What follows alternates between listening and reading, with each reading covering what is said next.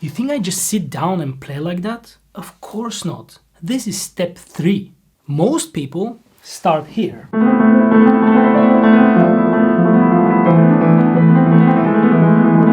And wonder why things don't sound good.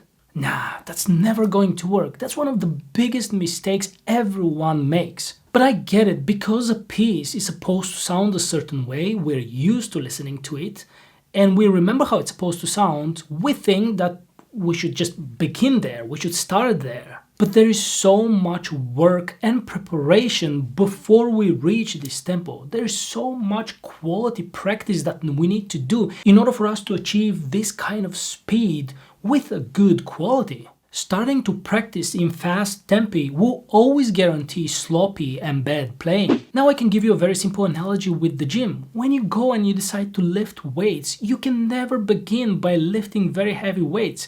Everyone knows that because it's something obvious. You're going to get injured. You need to warm up and you need to improve and increase your strength. The same is with piano playing. Rushing the process in order to get fast results is a myth, is a big lie, and it doesn't work.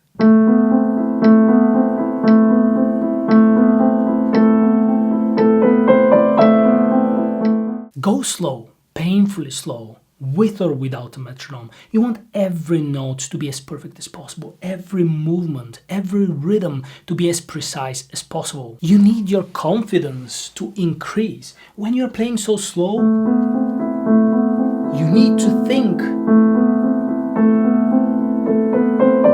about every note and you're learning the piece much better. Therefore, your confidence, how you feel with the piece, is going to improve. Focus on a tempo, on speed that's even.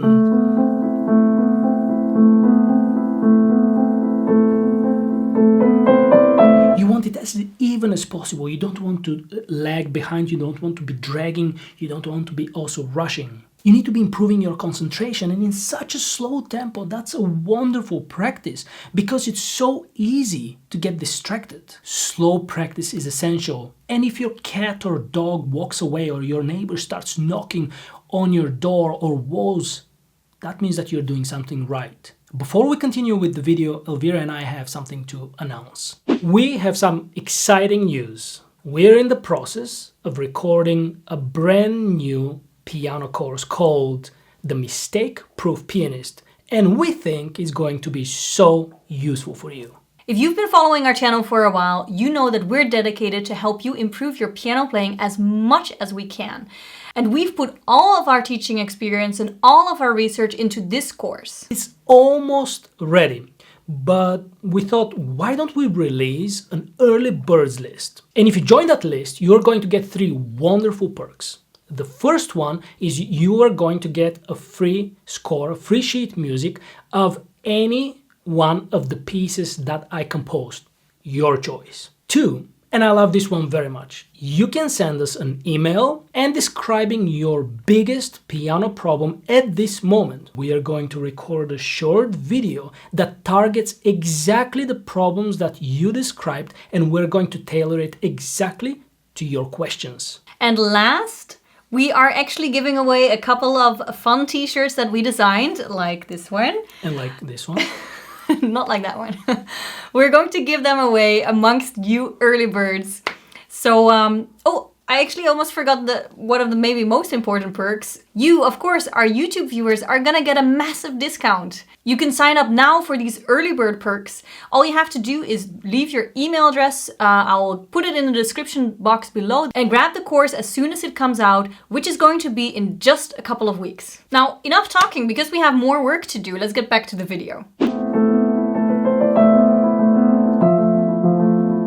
Medium tempo. This is your testing ground. Fast enough to feel the music, slow enough to fix the problems. Again, you're going to be focused on all things possible to be as perfect as possible, but the level of difficulty is higher. For example, here, you're training your concentration as well, but because the tempo is faster,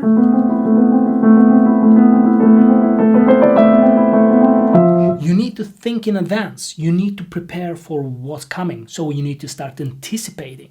You're preparing yourself for faster tempi. Again, here in medium tempo, I sometimes play and practice with metronome, and sometimes I do it without, the same as with slow practice. It all depends on your goals. This tempo is extremely important because you can think of it as a bridge between slow practice and faster playing.